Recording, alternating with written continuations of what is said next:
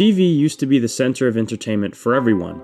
Cartoons, sitcoms, comedies, on-demand television was what I partially grew up on, with Cartoon Network, superhero films, and spin-offs. This was the place to spend your Sunday afternoon as a kid in the early 2000s.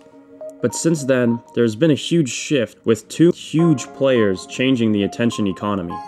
One being the introduction of video games, and second, the domination of YouTube. Video games as a medium has been together forever, with Atari, Nintendo, Sega. By the time of the late 2000s, gaming as a pastime had been a concept, but not to the extent as it is today.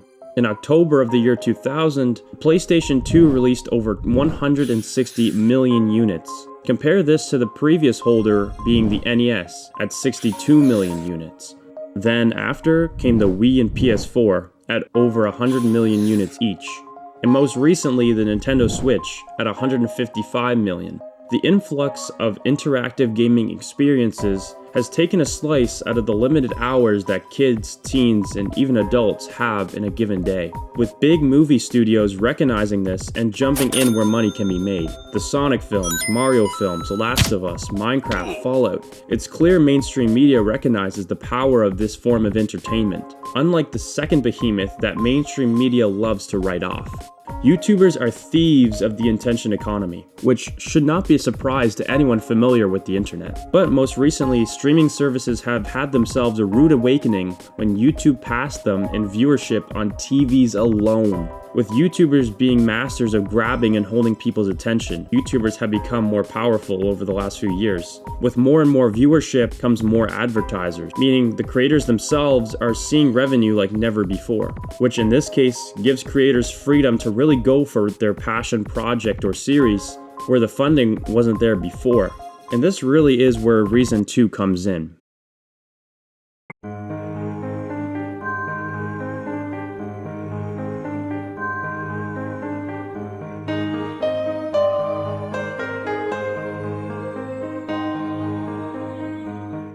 This is something much like video games, the big dogs at the top are realizing that they're missing out on major opportunities, not greenlighting these films. The biggest moment of this in the headlines being of course Iron Lung.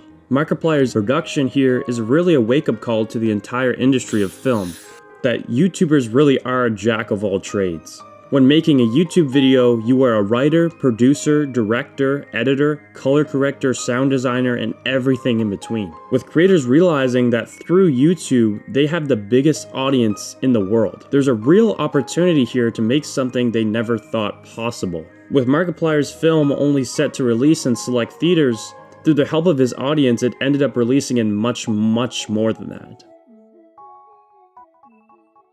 We started with around 60 theaters, I think, actually. And now we're up to 1,578, which is, yeah, it's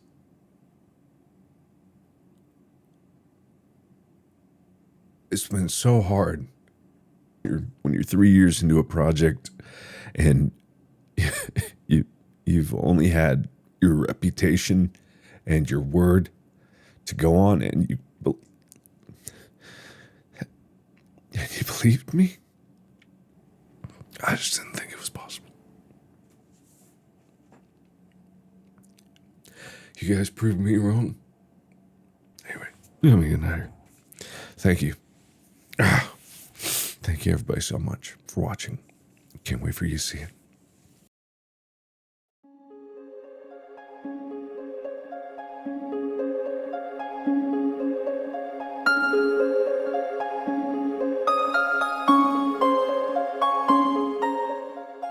But Markiplier was the first independently produced film. There's actually one studio that has been taking chances on YouTubers since 2022. The film studio who gave their first ticket to the young directors created their horror film, Talk to Me, grossing over $45 million with just a $5 million budget. Then you have productions like Hazbin Hotel, YouTube-produced series with the aid of A24. The series now lives on Prime Video. Speaking of Prime Video, love him or hate him, Jimmy Donaldson's Beast Games is one of the biggest game shows of all time. And of course you have other shows like Don't Hug Me, I'm Scared being bought by Dropout, The Amazing Digital Circus living on Netflix, and the future looking even brighter with the A24 production of Backrooms being produced by YouTube's own Kane Pixels coming out later this month. The Amazing Digital Circus's Episode 7 coming to theaters, and Jacksepticeye announcing he will be producing a Bloodborne movie. YouTube production of shows is something that is going to shake mainstream media, and is what this channel is all about. So make sure you buy your ticket and cash it in with the subscribe button.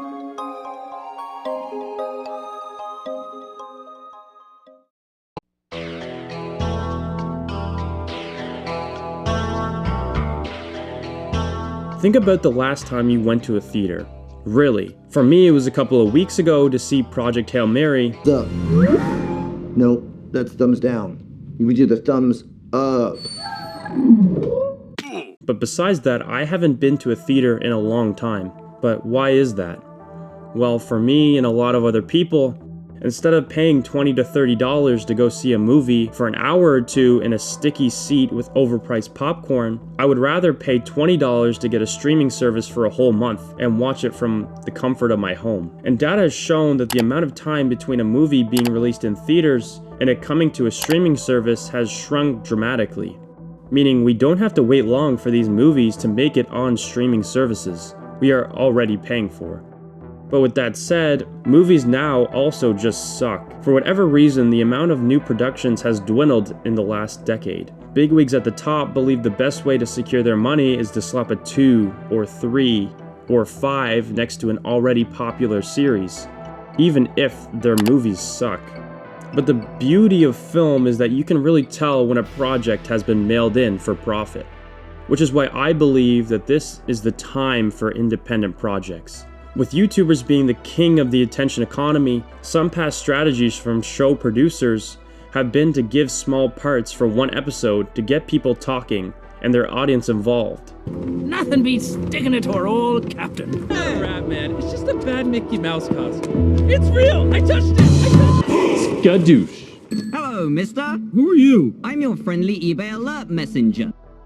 Another strategy is to get them to interview a bunch of cast stars. But what they've come to realize is that the audience comes for the creator, not the project. But some studios saw potential in these creative ideas from YouTubers and gave them a chance like previously mentioned. But here's the thing about Hollywood, it moves slow. YouTube moves fast. It's why Markiplier did everything on his own. It's why you're seeing shows being picked up from YouTube itself. It's something I've been thinking for a while. Because this isn't just YouTubers joining Hollywood. It's about Hollywood becoming less relevant altogether. For the first time ever, you don't need a studio to make something big. You don't need their network, you don't need their name, you don't need their permission. All you need is an audience. And YouTube has the biggest one on the planet.